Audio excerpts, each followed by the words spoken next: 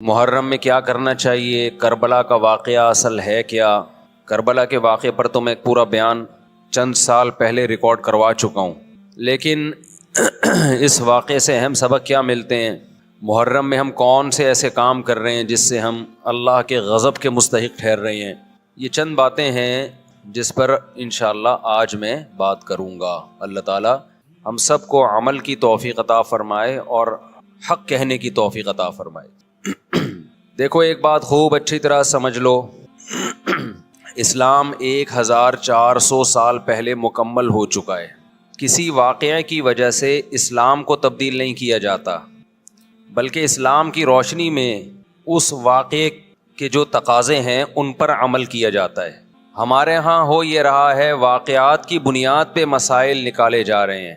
10 محرم کا دن سیدنا حسین ابن علی رضی اللہ عنہ کی شہادت سے پہلے بھی عظیم تھا، اور سیدنا حسین ابن علی رضی اللہ عنہ کی شہادت کے بعد بھی عظیم دن ہے۔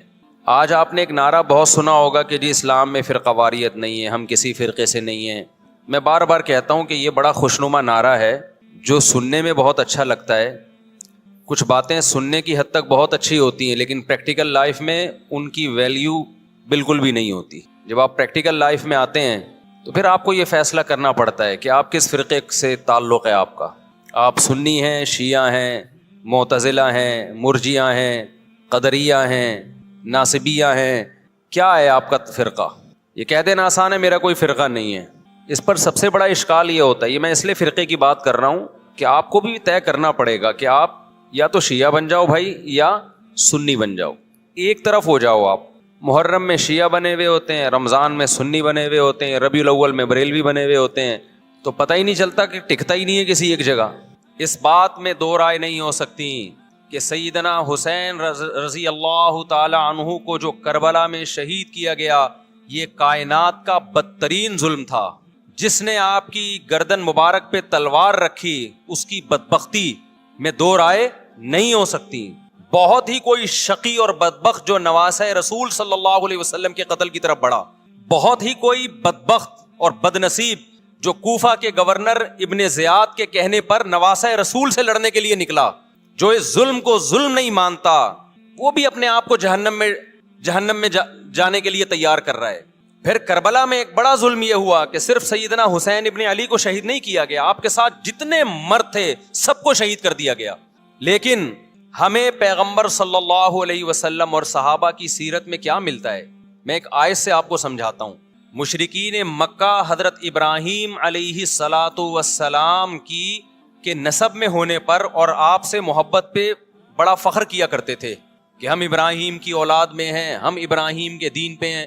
اللہ نے کیا فرمایا رسول اللہ صلی اللہ علیہ وسلم سے کہ ان اول الناس بابراہیم للذین اتبعوہ، اے نبی آپ ان سے کہہ دیجئے ابراہیم سے محبت کے خالی پیلی کے دعوے مقبول نہیں ہیں۔ ابراہیم کے زیادہ حقدار وہ ہیں جو ابراہیم علیہ السلام کی اتباع کرتے ہیں، اور یہ پیغمبر اور صحابہ یہ ابراہیم علیہ السلام کے دین کو فالو کرتے ہیں، اور تم ابراہیم کے دین کو فالو نہیں کر رہے، ان سے محبت کے دعوے دار ہو۔ تو خالی محبت کے دعوے داری اللہ کے ہاں مقبول نہیں ہے۔ اللہ کے ہاں وہ محبت کی دعوے مقبول ہیں جس میں آپ محبوب کو فالو کر رہے ہوں۔ سیدنا حسین ابن علی رضی اللہ تعالی عنہ جو جنت کے جوانوں کے سردار ہیں، آپ سے محبت کا دعویٰ اس وقت مقبول ہوگا جب آپ سیدنا حسین کی سیرت کو فالو کریں گے۔ رونا پیٹنا ماتم کرنا یہ سیدنا حسین اور اہل بیت کی سیرت نہیں ہے۔ صبر کرنا، ظالم کے سامنے ڈٹ جانا، جان کے خوف سے اپنی پالیسیوں سے پیچھے نہ ہٹنا، یہ سیدنا حسین ابن علی رضی اللہ عنہ کی سیرت ہے جو آج ہمیں کہیں بھی نظر نہیں آتی۔ تو ہم نے بھائی دیکھنا ہے صحابہ کا طرز عمل کیا تھا۔ آپ بتاؤ صحابہ کو سیدنا حسین سے محبت تھی یا نہیں تھی؟ کیا غم کا پہاڑ ٹوٹا ہوگا جب اطلاع ملی ہوگی کہ سیدنا حسین ابن علی اور آپ کے اصحاب اور اہل بیت کو سب کو کربلا میں شہید کر دیا گیا ہے۔ کیا قیامت گزری ہوگی۔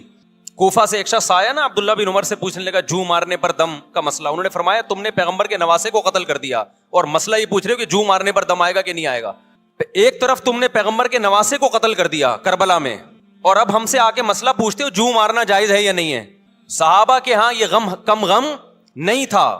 دیکھو حضرت معاویہ رضی اللہ تعالی عنہ کے ہاتھ پہ بھی حضرت حسین نے بیعت نہیں کی، لیکن بغاوت بھی نہیں کی.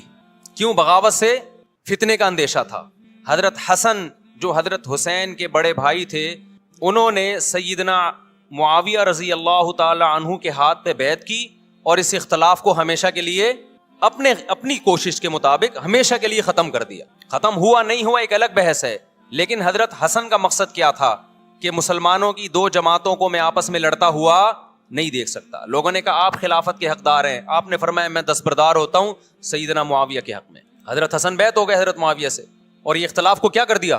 ختم. حضرت حسین بیعت نہیں ہوئے, لیکن حضرت حسین نے بغاوت بھی نہیں کی. ہر ایک کی اپنی رائے تھی, حضرت حسن کی اپنی رائے تھی. ان کا خیال تھا کہ بیعت ہونا مسلمانوں کے لیے زیادہ مفید ہے, ایک پاورفل حکومت ہوگی, ایک طاقتور ریاست ہوگی, ورنہ لڑتے رہیں گے آپس میں.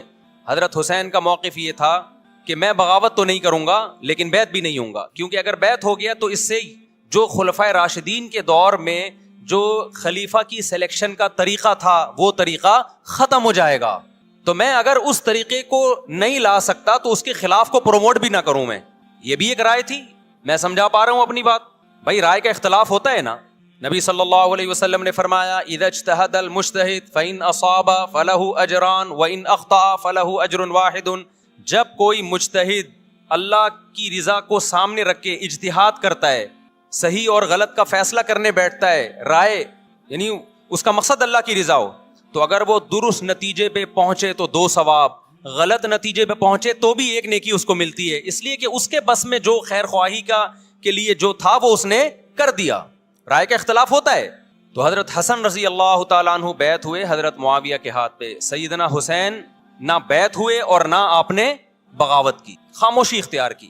حضرت معاویہ رضی اللہ تعالیٰ عنہ نے سیدنا حسین کو تلوار کی زور سے بیعت پر مجبور نہیں کیا, بلکہ نواسۂ رسول کا خیال کیا اور وصیت بھی کی لوگوں کو. لیکن جب حضرت معاویہ کے بعد یزید جانشین ہوا, اس کی سب سے بڑی غلطی یہ تھی کہ اس نے نواسۂ رسول صلی اللہ علیہ وسلم اور آپ کے ساتھ جو چند اہل بیت اور چند صحابہ تھے, اس وقت بھی حضرت حسین نیوٹرل تھے. نہ حضرت حسین نے بغاوت کا ارادہ کیا اور نہ بیعت کرنے کا ارادہ کیا. یزید ابن معاویہ کو چاہیے تھا کہ سیدنا حسین رضی اللہ عنہ کو اپنے حال پہ چھوڑ دیتا, اپنے والد کی طرح. حضرت حسین رضی اللہ تعالیٰ عنہ کو جب کوفہ سے خطوط آئے, یہ میں وضاحت اس لیے کر رہا ہوں کہ حضرت حسین بغاوت کے لیے نہیں نکلے تھے, اس مسلمان حاکم کے خلاف بغاوت کے لیے نہیں نکلے تھے, کیونکہ رسول اللہ صلی اللہ علیہ وسلم کی بہت ساری صحیح حدیث ہے اس بارے میں کہ جو باغی ہے, جو ریاست کے خلاف بغاوت کرتا ہے, اس کو نبی صلی اللہ علیہ وسلم نے اس عمل کو پسند نہیں کیا. تو حضرت حسین رضی اللہ تعالیٰ عنہ کو کوفہ سے خطوط آئے کہ یہاں سارے کے سارے لوگ آپ کے ہاتھ پہ بیعت کرنے کے لیے تیار ہیں. ظاہر ہے جب کسی علاقے کے لوگ دارالخلافہ ہو اور سب بیعت ہونے کے لیے تیار ہوں تو پھر آپ کا جانا یہ بغاوت کا عمل نہیں کہلاتا. حضرت حسین رضی اللہ تعالیٰ عنہ اہل بیت کے ساتھ نکلے. کربلا میں جب پہنچے, مشہور واقعہ آپ 20 دفعہ سن چکے ہیں, وہاں جا کے آپ کو اطلاع ہوئی کہ وہ خبر غلط تھی اور عبید اللہ بن زیاد نے ایک پورا لشکر بھیجا سیدنا حسین رضی اللہ تعالیٰ عنہ کو مجبور کرنے کے لیے کہ میرے ہاتھ پہ آپ زبردستی بیعت ہو جائیں. حضرت حسین رضی اللہ تعالیٰ عنہ نے مطالبے رکھے کہ یا تو مجھے واپس جانے دیا جائے, اور اگر بیعت کرنا ہی ہے تو میں دمشق میں امیر کے ہاتھ پہ جا کے بیعت کروں گا. بہت معقول مطالبے تھے یہ. میرا مقصد ابھی کربلا کا واقعہ بیان کرنا نہیں ہے, اس پہ بہت کچھ کہا جا چکا ہے, خود میرا بھی بیان اس پہ تفصیل سے ہو چکا ہے. اس کے بعد بھی سیدنا حسین رضی اللہ تعالیٰ عنہ کو مجبور کرنا کہ عبید اللہ بن زیاد جو بدبخت انسان جو قاتل تھا اہل بیت کا, اسی کے ہاتھ پہ لازمی بیعت ہوں, جبکہ وہ امیر بھی نہیں ہے, وہ گورنر ہے ایک علاقے کا. تو نواسۂ رسول کا خیال نہ کرنا یہ بدترین ظلم تھا جو اس وقت حکومت سے ہوا ہے. حضرت حسین رضی اللہ تعالیٰ عنہ, دیکھو نبی صلی اللہ, آج ہم دیکھتے ہیں کہ جو بڑا آدمی ہوتا ہے نا اس کی قربانیاں ہوتی ہیں, اس کی بڑی بڑی قربانیاں ہوتی ہیں. چھوٹے اپنے بڑوں کی قربانیوں کو کیش کراتے ہیں. آپ نے دیکھا ہوگا فلاں نے بڑی قربانیاں دی اور بچے موج کر رہے ہیں, دیکھا نا آپ نے. لیکن اللہ تعالیٰ نے رسول اللہ صلی اللہ علیہ وسلم کے نسب کو اس سے محفوظ کیا. ہمارے نبی کے 2 بیٹے حسن حسین, آپ کی نسل حضرت فاطمہ سے چلی ہے, دونوں شہید ہوئے ہیں. اس میں بہت بڑی حکمت تھی کہ پیغمبر صلی اللہ علیہ وسلم نے سب سے پہلے تربیت اپنے گھر والوں کی ہے. آج لوگ باہر فنٹر بنے ہوئے ہوتے ہیں, تبلیغیں کر رہے ہوتے ہیں, اپنے گھر کی ان کو پرواہ نہیں ہوتی. نبی صلی اللہ علیہ وسلم نے سب سے پہلے جو تربیت کی ہے کس کی ہے؟ حضرت حسن اور حسین کی ہے. تو جب کربلا میں آپ کو چاروں طرف سے گھیر لیا گیا اور آپ کو مجبور کیا گیا کہ آپ نے ابن زیاد کے ہاتھ پہ بیعت کرنا ہے, تو آپ نے اس ذلت کو گلے لگانے سے انکار کر دیا. آپ کو 100% یقین تھا کہ اتنے بڑے لشکر کے سامنے میں ٹھہر نہیں سکتا, اسباب کی دنیا میں فتح کی امید نہیں ہے. لیکن حضرت حسین رضی اللہ تعالی عنہ نے لڑنے کا فیصلہ کر کے اور شہادت کو قبول کرنے کا فیصلہ کر کے ابن زیاد اور اس زمانے کے حکمران جو اس قتل پہ راضی تھے, قیامت تک کے لیے ان پہ لعنت کے سلسلے کا دروازہ کھول دیا. بعض دفعہ اللہ بھی یہ چاہتے ہیں کہ بدبختوں کو دھیل ملے تاکہ ان کا جرم سنستدرجہم من حیث لا یعلمون. قرآن کہتے ہیں نا, ہم ان کو ڈھیل دیں گے, ان کو برائی میں ہم آگے بڑھنے دیں گے, ایسے بڑھنے دیں گے کہ ان کو خود بھی پتہ نہیں چلے گا, تاکہ قیامت کے دن ان کا عذاب ان کو کئی گنا بڑھا کر دیا جائے. اب میرے بھائی ہمارے لیے کیا سبق ملتا ہے؟ جب یہ واقعہ ہوا عالم اسلام میں کوہرام مچ گیا, لیکن کیا اس واقعے کے بعد اہل بیت کی جو مقدس اور پاکیزہ عورتیں تھیں, کیا انہوں نے نوحہ کیا یا صبر کیا؟ آپ کا ضمیر کیا کہتا ہے, انہوں نے نوحے پڑے ہوں گے یا صبر کیا ہوگا؟ بولو بھائی, صبر کیا. عبداللہ بن عمر رضی اللہ تعالیٰ عنہ جو کوفہ والوں کو ملامت کیا کرتے تھے کہ تم جو مارنے کے مسئلے ہم سے پوچھتے ہو, تم نے حسین کا قتل کر دیا, تو یہ حضرت ابن عمر نے اسی لیے کہا نا کہ آپ کو اس کا غم ہوا تھا. تو ابن عمر کا عمل کیا تھا؟ کیا انہوں نے ماتم کیا؟ کیا انہوں نے چھروں سے اپنے آپ کو مارا؟ حضرت حسین کا قتل بھی ظالمانہ, اور اس سے پہلے سیدنا عثمان کا قتل بھی ظالمانہ.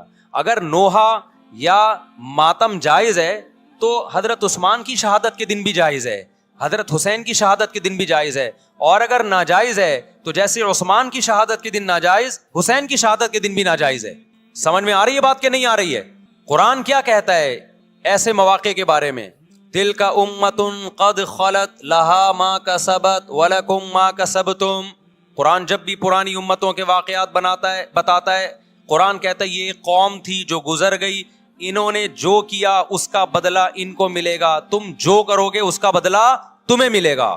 تو ہمیں اللہ نے اس واقعے میں بھی بتا دیا کہ سیدنا حسین کا واقعہ, کربلا کا واقعہ جب سنا کرو تو یہ سوچا کرو یہ قوم تھی جو گزر گئی, جس نے اچھا کیا, حسین ابن علی نے اچھا کیا, ان کو اس اچھائی کا بدلہ ملے گا. اور جو حضرت حسین کے قتل کے حضرت سیدنا حسین کے مبارک خون سے جن کے ہاتھ آلودہ ہوئے, کیونکہ قتل کیا نا انہوں نے, تو لہا ما کسبت, ان کو اس ظلم کا بدلہ بھی ملے گا.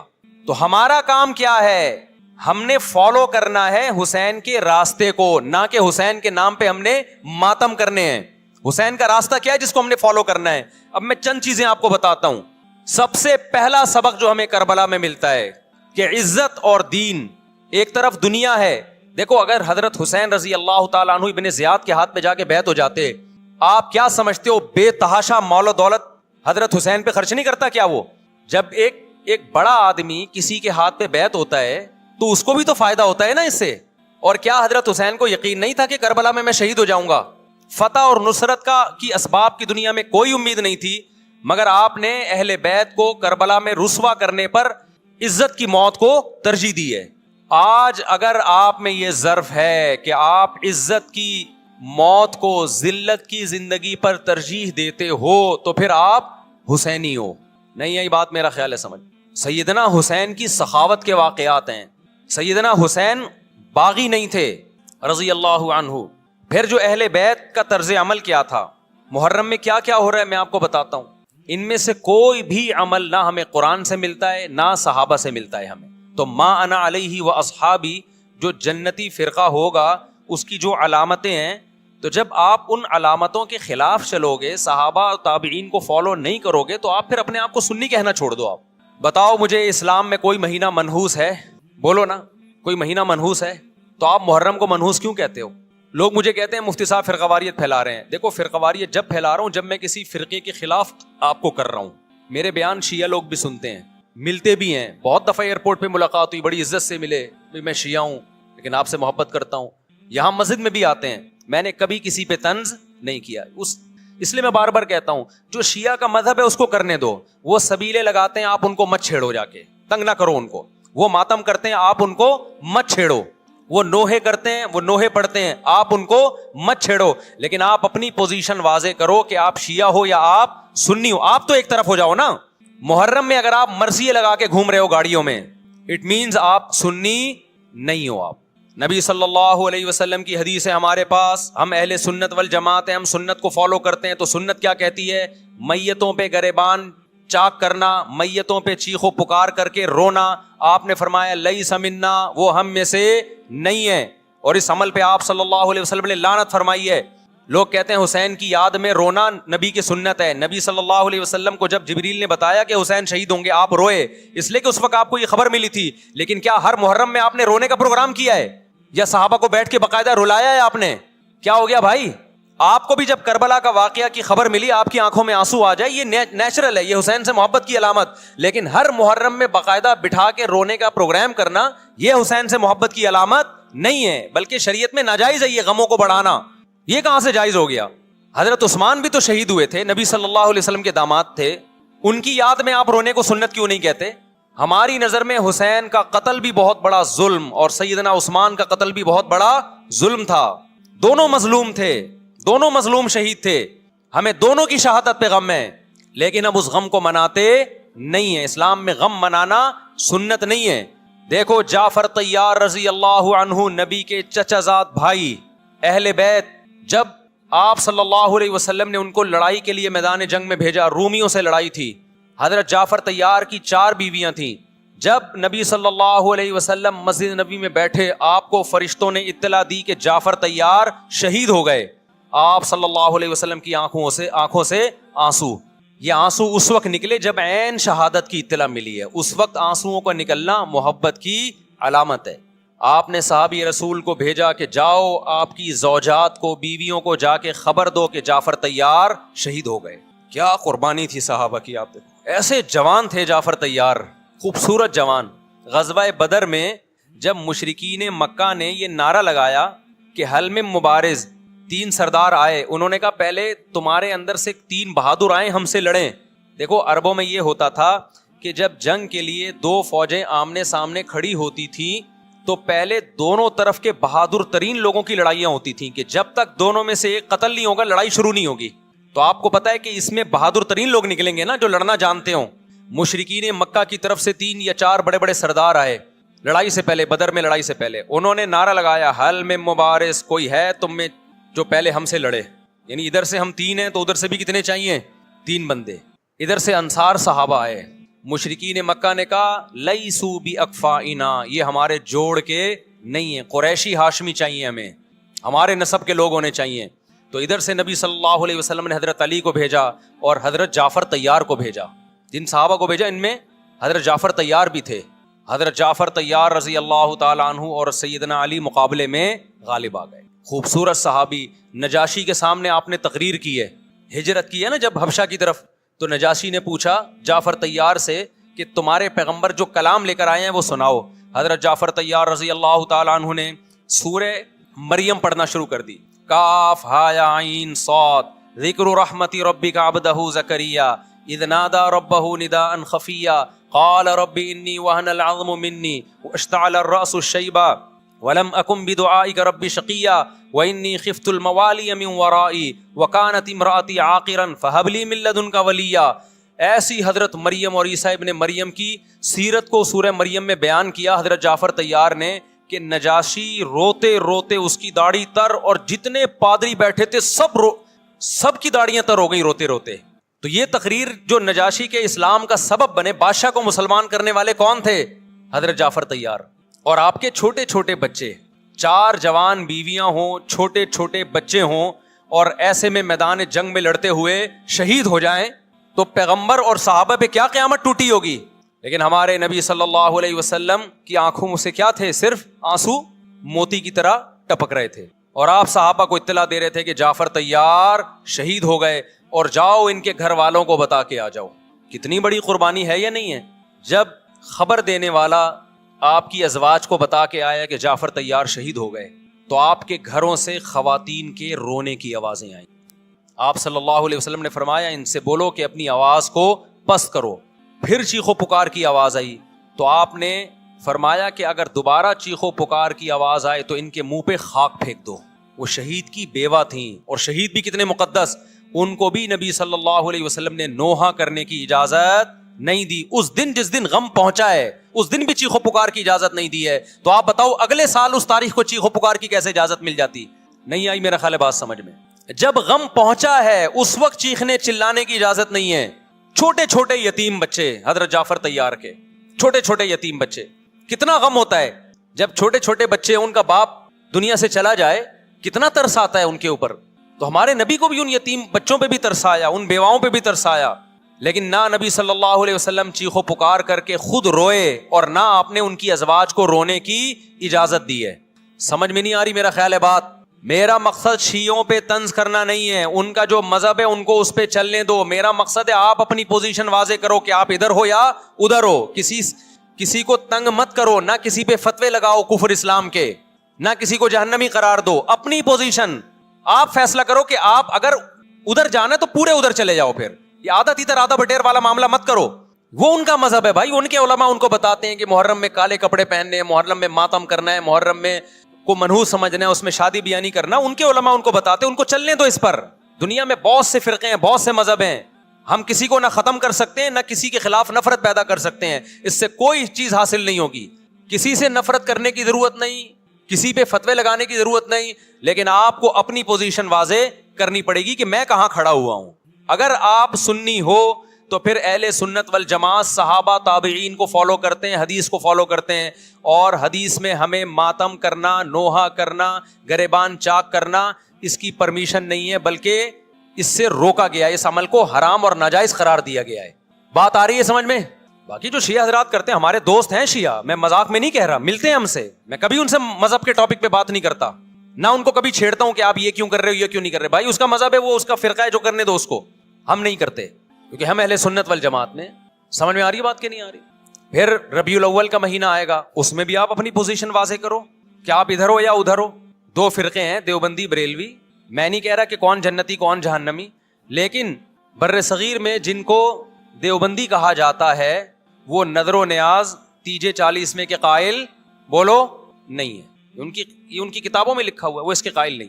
اگر کوئی بزرگ ان میں قائل گزرا بھی ہے تو وہ اس کا ذاتی تفرد ہے، اس کو علماء نے فالو نہیں کیا، اس کو ان کی اجتہادی غلطی قرار دیا ہے. ربیع الاول میں جلوس نکالنا یا مزار بنانا یا مزاروں پہ جانا اس نیت سے کہ وہاں جا کے ہم کوئی قوالی پڑھیں گے یا کچھ بھی، ہمارے ہاں قبرستان جانا صرف اس لیے ہے کہ آخرت کی یاد تازہ ہو، بس.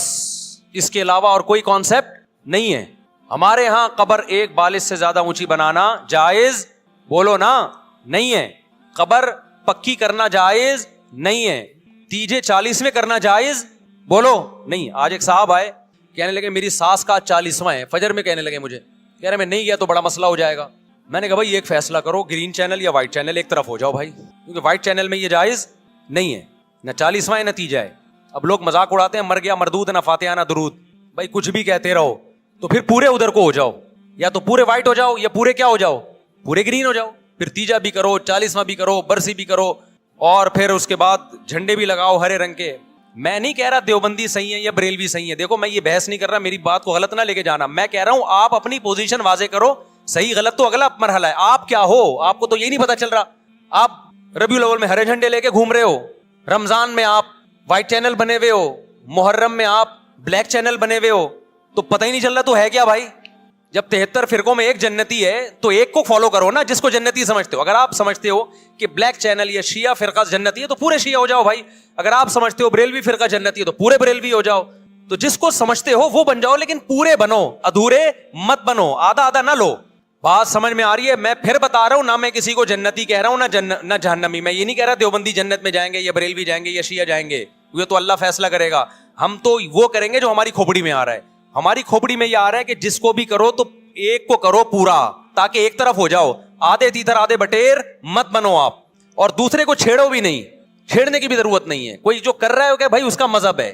دیکھو ہندو مندر میں جاتا ہے نا، ہماری رائے کے مطابق صحیح کر رہا ہے غلط کر رہا ہے، غلط کر رہا ہے، لیکن ہم چھیڑتے ہیں کیا؟ اسلام نے اجازت دی اس کو چھیڑنے کی کہ ہندو جا رہا ہے اس کو پکڑ کے لا کیوں جا رہا ہے بھائی؟ اسلام بولا ہے بھائی لکم دینکم ولی دین، تمہارے لیے تمہارا دین، ہمارے لیے ہمارا دین. لا اکراہ فی الدین، دین میں زبردستی نہیں ہے، جو کر رہا ہے اس کو کرنے دو. تبھی اسلامی تاریخ میں کوئی ایک مندر بھی ہمارے علم میں نہیں ہے کہ اس میں ہندوؤں پہ پابندی لگی ہو کہ مندر نہیں جا سکتے. جب تک اسلامی حکومتیں رہی ہیں، ہندوستان میں 1000 سال مسلمانوں نے حکومت کی ہے. اگر ہندوؤں کو مندر جانے سے روک دیتے تو آج یہ مندر ختم ہوتے. اسلامی حکومت جب ختم ہوئی ہے تو بھی مندر لاکھوں کی تعداد میں مندر تھے. اسلام مسجد جانے کا حکم دیتا ہے یا چرچ جانے کا؟ بولو. مسجد. چرچ جانے کو غلط سمجھتا ہے کیونکہ وہاں غیر اللہ کی، عیسیٰ ابن مریم کی عبادت ہو رہی ہے. لیکن کیا اسلام آپ کو پرمیشن دیتا ہے کہ کوئی عیسائی چرچ جا رہا ہو تو آپ اس کو روکو کہ تو یوں جا رہا ہے بے مسجد میں آ؟ اجازت دیتا ہے؟ یا اسلام یہ کہتا ہے کہ اس سے بدتمیزی شروع کر دو، آپ بولو کیا ہو گیا، آپ کو سبق یاد کرا رہا ہوں میں، بدتمیزی شروع کر دو؟ یا اسلام یہ اجازت دیتا ہے کہ اس سے اچھا سلوک نہ کرو؟ قطعاً اجازت نہیں، بلکہ قرآن تو کہہ رہے ہیں ان اللہ یحب المقسطین، جو غیر مسلم تم سے لڑ نہیں رہے میدان جنگ میں، ان سے تمہیں اچھا سلوک کرنا پڑے گا، کیونکہ اللہ اچھا سلوک کرنے والوں کو پسند کرتا ہے۔ صحابہ کرام غیر مسلموں کو بھی ہدیے دیا کرتے تھے، نبی صلی اللہ علیہ وسلم نے یہودیوں کو بھی ہدیے دیے۔ تو جو مذہب اسلام کی طرف منسوب نہیں ہے، جب ہمیں ان سے اچھے سلوک کا حکم ہے، تو جو مذہب اسلام کی طرف منسوب ہیں، قطع نظر اس سے کہ وہ اس دعوے میں سچے ہیں یا جھوٹے، یہ تو بحث ایک الگ ہے، لیکن نسبت کس کی طرف کر رہے ہیں؟ اسلام کی طرف۔ تو ہمیں ان سے بدتمیزی بدسلوکی کی کہاں سے اجازت ہوگی؟ تو میں نہیں کہہ رہا کہ آپ شیعہ بریلویوں سے دشمنی کرنا شروع کر دو، ان کی دعوتیں اٹینڈ نہ کرو، ان سے کاروبار چھوڑ دو، یا ان کو جا کے تنگ کرو، کیوں سبیل لگا کے بیٹھے ہو، کیوں ماتم کر رہے ہو، یہ کام مت کرو آپ۔ ہمارا ملک اس فرقہ واریت کا متحمل نہیں ہے، سے فساد پھیلتا ہے، لیکن اپنی پوزیشن آپ واضح کرو۔ ایک لکیر ہے، آپ کھینچ دو۔ اگر کوئی شخص آپ کے سامنے صحابہ کو برا بلا کہتا ہے، آپ بولو بھائی یہ میری باؤنڈری کیا ہو رہی ہے، کراس، میرے سامنے آپ کو ان بزرگوں کے خلاف بولنے کی اجازت نہیں ہے جن سے مجھے عقیدت ہے۔ اگر یہ کام آپ نے کیا تو ہماری اور آپ کی راہیں الگ الگ۔ آپ کا جو مذہب ہے بھائی، آپ بند کمرے میں، آپ کے امام بارگاہ میں، آپ کے مسجدوں میں، یا جہاں بھی ہے، وہ آپ کا نجی معاملہ ہے۔ ہمارے سامنے آپ نے کوئی ایسی بات نہیں کرنی جو ہمارے عقیدے کے خلاف ہو، تو آپس میں دوستی رہے گی۔ اب دیکھو، عیسائی آپ سے ملتا ہے، آپ گپ شپ کرتے ہو، کھانا کھاتے ہو، لیکن عیسائی بار بار بولے میں آپ کے نبی کو نہیں مانتا، میں آپ کا نبی، آپ بولے گا بھائی تو نہیں مانتا تو ہم نے کب کہا کہ مان تو، لیکن میرے سامنے بار بار کیوں کہہ رہے کہ میں تیرے نبی کو نہیں مانتا؟ یہاں سے آپ کی اس کی دوستی کیا ہو جائے گی پھر؟ ختم۔ تو غیر مسلموں کے بھی دو قسمیں، کسی بھی مسلک کے لوگوں سے ملو، کسی بھی فرقے کے لوگوں سے ملو، کوئی جھگڑا نہیں، کوئی بحث نہیں، ایک دوسرے کو کھانا بھی ہے، ایک دوسرے کو کھلانا بھی ہے، ایک دوسرے سے کھانا بھی ہے، ایک دوسرے کی دعوتوں میں بھی شرکت کرنی ہے۔ جہاں مذہب کا معاملہ آئے تو پھر آپ کسی سے بحث نہ خود کرو، نہ کسی کو کرنے کی اجازت دو۔ اگر کوئی کچھ سیکھنا چاہتا ہے تو آپ بولو بھائی علماء کے پاس آ جاؤ، آپ کو کوئی اشکال ہے تو ہم وہاں آپ کا اشکال حل کر دیں گے۔ اس سے آگے بڑھنے کی کوشش بولو مت کرو، اس سے ملک میں امن ہوگا۔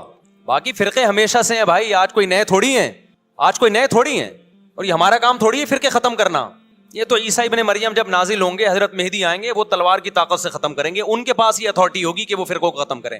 آپ نے یہ کرنا ہے کہ دوسرے کے مسلک کو چھیڑنا نہیں ہے اور اپنا چھوڑنا نہیں ہے۔ مسئلہ آپ کے ساتھ یہ ہو رہا ہے کہ دوسرے کو چھیڑ بھی رہے ہو اور اپنا چھوڑ بھی رہے ہو، دونوں الٹے کام کر رہے ہو۔ ایک طرف بحث کر رہے ہوتے تم ایسے، اور دوسری طرف وہی بنے ہوئے ہوتے تھوڑے دنوں میں جا کے۔ ہاں وہ بتا رہا ہوں، وہ نظر و نیاز والی نہیں، وہ سب کو پتا ہے۔ ہاں ایسی دعوت نہ ہو جس میں بدعت کی تائید ہو۔ تو آپ جو کر رہے ہو نا، وہ یہ کر رہے ہو دوسرے کو چھیڑ بھی رہے ہو، جس سے ملک میں بدامنی پھیل رہی ہے۔ تقریریں سنو، شیعہ ایسے، بریلوی ایسے، دیوبندی ایسے، اہل حدیث ایسے، تقریروں سے کیا پھیل رہی ہے؟ نفرتیں۔ اور پھر محرم میں آپ خود شیعہ بنے ہوئے ہوتے ہو، ربیع الاول میں آپ گرین چینل بنے ہوئے ہوتے ہو، اور رمضان میں آپ وائٹ چینل بنے ہوئے ہوتے ہو۔ سعودی عرب میں سارے وائٹ ہو جاتے ہیں، جا کے سعودی عرب جو بھی جاتا ہے سارا وائٹ چینل۔ پیغمبر کی قبر پہ کوئی دھمال نہیں، کوئی قوالیاں نہیں، وہاں کھڑے ہوں گے تمیز سے سلام پیش کر کے آگے نکل جائیں، وہاں کوئی چیخو پکار نہیں، وہاں جا کے سارے کیا ہو جاتے ہیں؟ وائٹ، کیونکہ وہاں حکومت کا ڈنڈا ہے، ٹھیک ہے نا۔ تو گورنمنٹ کے پاس تو یہ اختیار ہے بھائی ڈنڈا چلائے، ہمارے پاس یہ اختیار نہیں۔ ہم تو تمیز سے بات کریں گے، سمجھائیں گے، محبتیں پھیلائیں گے، کیونکہ جب عوام ڈنڈا چلاتی ہے تو اس سے اصلاح کم اور فساد زیادہ ہوتا ہے۔ تو میں بار بار کہہ رہا ہوں بھائی دوستیاں رکھو، کوئی دفتروں میں شیعہ سنی لڑائی نہ ہونے دو، یہ غلط ہے۔ محبتیں پھیلاؤ، لیکن مسلک کو چھوڑنا نہیں ہے۔ جب کوئی آپ سے کہے محرم میں یہ کام کرو، بولو بھائی ہم چونکہ اہل سنت والجماعت میں سے ہیں، ہم چونکہ سنی ہیں، لہذا ہمارے ہاں کوئی مہینہ ہمارے مذہب کے مطابق منحوس نہیں ہے۔ پھر کوئی آپ کو اصرار کرے نہیں ہے، آپ بولو بھائی ہم تم پہ اپنا مسلک تھوپ رہے ہیں کیا؟ تم جلوس نکالتے ہو، تم ماتم کرتے ہو، ہم تو نہیں تمہیں روکتے آ کے، بلکہ گورنمنٹ تمہیں تحفظ دیتی ہے، سیکیورٹی دیتی ہے گورنمنٹ تمہیں۔ تو جب ہم اپنا مسلک تم پہ نہیں تھوپتے تو تم اپنا مسلک ہم پہ کیوں تھوپ رہے ہو بھائی؟ تو ہم محرم میں بھی شادی کریں گے، ربیع الاول میں بھی کریں گے، سفر میں بھی کریں گے، رمضان میں بھی کریں گے، ہم نے تو 4 کرنی ہے۔ ہم مہینوں کے حساب سے شروع کر دیں تو پھر ہمارے تو بڑے مسئلے ہو جائیں گے بھائی۔ سمجھ میں آ رہی ہے بات کہ نہیں آ رہی؟ حضرت جعفر طیار اہل بیت میں سے تھے، کتنی زوجات تھیں؟ 4 تھیں۔ حضرت علی کی کتنی تھیں ایک وقت میں؟ حضرت فاطمہ کے دنیا سے جانے کے بعد 4 تھیں۔ یہ بھی ہے سنت میں، نکاح کو فروغ دو. یہ اہل بیت کا طریقہ ہے تاکہ سوسائٹی میں زنا کم ہو, بیوہ طلاق یافتہ عورتوں کو ٹھکانہ ملے. خیر, تو اب میں بات سمیٹ کے ختم کر رہا ہوں. لوگ کہتے ہیں محرم میں ہم نکاح کیوں کریں بھائی, فرض واجب تو نہیں ہے نا, چلو حرام نہیں ہے لیکن فرض بھی تو نہیں ہے نا. لوگ یہ بھی کہتے ہیں. دیکھو, جب قرآن نے کسی چیز کو حلال قرار دیا ہو نا, تو قرآن اس کو پسند نہیں کرتا کہ آپ عملاً اس کو حرام کر دو. دیکھو, مشرکین مکہ کیا کرتے تھے, بتوں کے نام پہ جانور چھوڑتے تھے, پھر ان کا گوشت نہیں کھاتے تھے. اللہ نے فرمایا کہ تم نے خدا کی حلال کردہ چیز کو کیسے حرام کر دیا تم نے. نبی صلی اللہ علیہ وسلم نے قسم اٹھائی میں شہد نہیں کھاؤں گا. آپ نے فرمایا لما تحرم ما احل اللہ لک, اے نبی جو چیز اللہ نے آپ کے لیے حلال کر دی آپ کیسے اپنے اوپر حرام کر رہے ہیں. اس سے پتہ چلتا ہے کہ اگر آپ محرم میں نکاح کرنا چاہتے ہیں لیکن آپ یہ سوچ کے ڈیلے کر دیتے ہیں کہ بھائی اس مہینے میں لوگ نکاح کو برا سمجھتے ہیں, تو یہ ڈیلے کرنا آپ کے لیے ناجائز ہوگا. کیونکہ لما تحرم ما احل اللہ لک, اللہ نے جس چیز کو تمہارے لیے حلال کیا تم نے کس دلیل کی بیس کے پر اپنے اوپر پابندی لگائی ہے اس پر. ایک تو ہے نا کسی کو شادی کا خیال ہی سفر میں آ رہا ہے, ربیع الاول میں آ رہا ہے, وہ تو ایک الگ بات ہے, لیکن اس کا نکاح محرم میں ہونا تھا, صرف محرم کی وجہ سے وہ ڈیلے کر رہا ہے کہ جی میں ربیع الاول میں لے کے جاؤں گا. یہ ڈیلے کرنا قرآن و سنت پہ زیادتی ہے یا نہیں ہے؟ یہ اللہ کے حلال کو عملاً حرام کرنا ہے یا نہیں ہے؟ نہیں ہے بات سمجھ میں. پھر اگر کوئی شیعہ آپ سے کہتا ہے کہ بھئی آپ ہمیں چھیڑنے کے لیے یہ کام کر رہے ہو, آپ بولو نہیں بھائی ہم آپ کو چھیڑنے کے لیے نہیں کر رہے, آپ کا مسلک ہے, آپ اس پر عمل کریں, ہمیں اس پہ کوئی اعتراض نہیں ہے. لیکن ہم کس کے پر عمل کریں گے؟ ہم اہل سنت والجماعت ہیں. کتنے صحابہ ہیں, خود نبی کی نکاح محرم میں ہوا ہے. اور ویسے بھی ہمارے ہاں شہادت ایک منحوس عمل نہیں ہے, شہادت ایک مبارک عمل ہے. 10 محرم پہلے سے فضیلت والا دن تھا, محرم پہلے سے فضیلت والا مہینہ تھا. حسین ابن علی کی شہادت سے اس مہینے کے تقدس کو 4 چاند لگ گئے ہیں اور مقدس ہو گیا یہ مہینہ. یہ کیسی بات ہے جو شہادت کا دن ہو ہم اس کو منحوس قرار دے دیں؟ بھائی ہمارا یہ جگرا نہیں ہے. سمجھتے ہو کہ نہیں سمجھتے ہو؟ تو اس لیے محرم میں اگر کسی نے نکاح کرنا ہے اس کو ڈیلے مت کرو میرے بھائی. لوگ کہتے ہیں فرض تو نہیں ہے نا, آپ اگر اس کے نحوست منحوس ہونے کی وجہ سے ڈیلے کر رہے ہو تو پھر آپ پہ فرض ہوگا کرنا. کیوں؟ اس آیت کی روشنی میں لما تحرم ما احل اللہ لک, اے نبی جس چیز کو اللہ نے حلال قرار دیا آپ کس دلیل کی بیس پہ اس کو اپنے اوپر حرام کرتے ہیں؟ سمجھتے ہو کہ نہیں سمجھتے؟ تو اسی طرح یہ جو باقی کام محرم میں ہو رہے ہیں, مرثیے سن رہے ہیں لوگ, نوحے سن رہے ہیں, رکشے والوں نے بھی لگائے ہوئے ہیں, تو بھائی شیعہ حضرات کا مسئلہ کہ ان کو کرنے دو, آپ یہ عمل مت کرو. اگر آپ سنی ہو تو پھر اہل سنت والجماعت کے ہاں میتوں پہ رونے کے مرثیے یہ جائز نہیں ہے, کیونکہ اس سے غم بڑھتا ہے. ہمارے نبی نے جعفر طیار رضی اللہ عنہ کی زوجہ کو, جن کا حقیقی غم تھا اس وقت, ان کو نہیں رونے دیا, تو ہمیں کیسے آپ صلی اللہ علیہ وسلم چیخو پکار کی اجازت دیں گے؟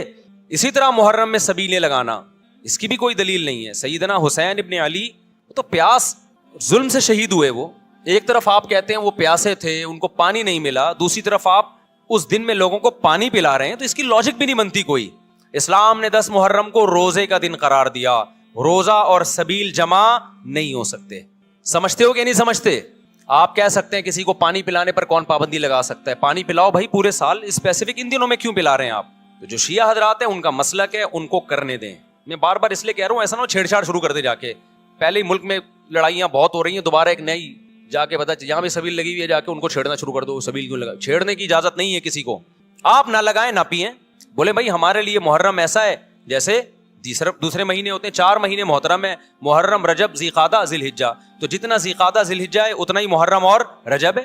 تو جیسے ان مہینوں میں نارمل رہتے ہو ان میں بھی ہم نے ایسے ہی رہنا ہے. سمجھتے ہو کہ نہیں سمجھتے ہو؟ اور حلیم کی دیگیں مت پکاؤ محرم کی راتوں میں. حلیم کھا سکتے ہو جب چاہو, اس خاص ان دنوں میں. اور ویسے بھی جو لوگ پوری رات حلیم کے دیگڑے میں گھوٹے لگاتے ہیں صبح روزہ نہیں رکھتے. کیا خیال ہے جب آپ پوری رات دیگڑے میں گھومتے رہو گے؟ دیکھا نہیں, یہ پوری رات دیکھ کے اندر گھومتے رہتے ہیں جیسے موت کے کنویں میں نہیں بائک چلاتا بندہ. تو صبح روزہ رکھے گا ایسا آدمی؟ تو یہ ساری چیزیں آپ کو اس کام سے روکتی ہیں جو سنت سے ثابت. تو اللہ تعالی ہمیں محرم میں وہ کچھ کرنے کی توفیق عطا فرمائے جس کی ہمیں اللہ, اس کے رسول اور صحابہ نے پرمیشن دی ہے, اور ان تمام باتوں سے اللہ ہمیں بچنے کی توفیق عطا فرمائے جس سے اللہ, اس کے رسول اور صحابہ نے ہمیں بچنے کا حکم دیا ہے. اللہ تعالیٰ سمجھنے کی, عمل کی توفیق عطا فرمائے. وما علینا الا البلاغ.